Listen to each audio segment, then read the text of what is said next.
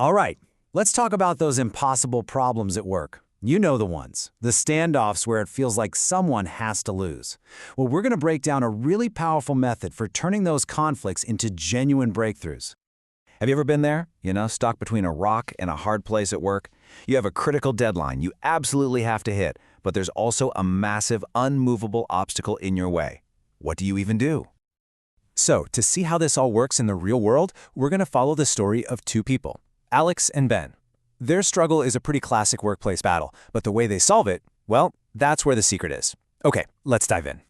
And here it is, the age-old conflict getting things done fast versus getting them done right. This is the perfect setup for the kind of problem we're talking about. Okay, so you can see the problem crystal clear here. On one side, you have Alex. He's in development, and he needs to launch on time to hit company targets and get his team their bonuses. But on the other side is Ben from Quality Assurance, and he's pumping the brakes, saying, no way, we have to delay to fix major issues.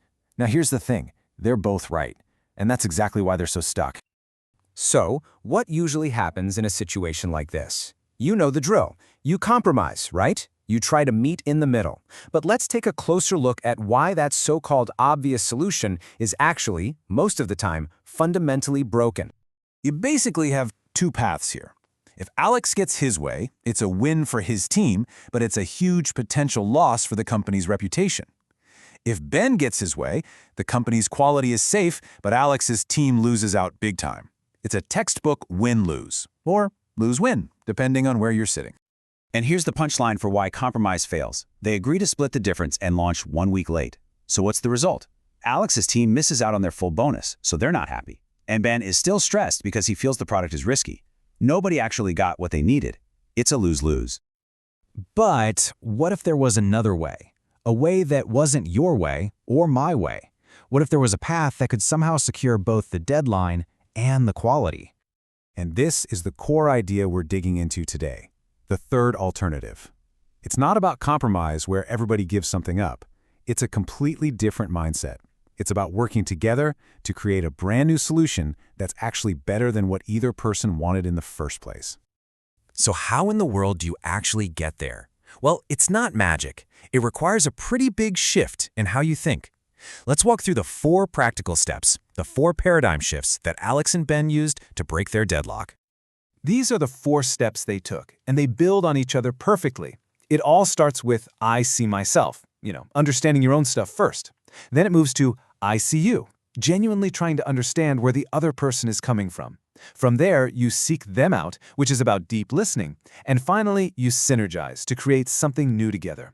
It's a journey from self-awareness to a shared win. So first, they had to look in the mirror. This is the self-audit. Alex had to admit, okay, my obsession with speed isn't just about the deadline, I'm afraid of looking unreliable. And Ben had to acknowledge, you know what, my push for perfection sometimes makes me blind to the very real business needs we have. Then comes paradigm 2, I see you. And this is where everything starts to change. Alex has this light bulb moment. He stops seeing Ben as an obstacle and starts seeing him as a partner, someone who's actually protecting them from a total PR nightmare. And it goes both ways. Ben has the exact same kind of realization. He sees that Alex isn't just being reckless. He's doing the essential job of driving the revenue that, keeps the lights on for everyone. They start to actually value each other's roles. This brings us to paradigm 3, and this is so crucial.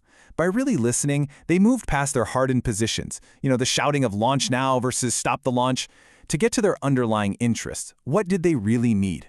Alex needed to hit those financial targets, and Ben, he needed to make sure the critical security and payment risks were gone.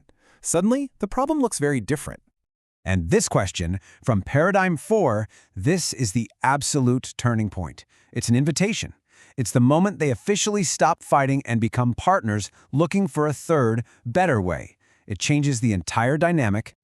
So with that new mindset and a real understanding of what each other actually needed, they found a truly innovative solution. One that seemed completely impossible just a few days earlier. And just look at how elegant this is. This isn't a compromise. They decide to split the product. They'll release a smaller, core version right on schedule, which hits Alex's revenue goal.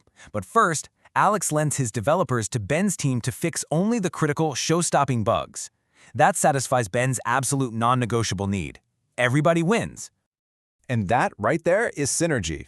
The result is an outcome that's way bigger than what they started with. It's not just a win-win, it's a win-win-win. Alex won, Ben won, and maybe most importantly, the company won big time. So, great story for Alex and Ben, right? But what's the big takeaway from all this? Why does their story matter for you in the conflicts you face at work? Well, the fundamental shift is all in your head. It's moving away from a scarcity mindset, the idea that there's only one pie and someone has to get the smaller slice. It's about moving to an abundance mindset, the belief that a better, smarter, both-and solution is out there, one where everyone's most important needs can be met. So we'll just leave you with this to think about. The next time you find yourself in one of those impossible standoffs, try not to see it as a problem. See it as an invitation, because that huge frustration might just be hiding your next great innovation.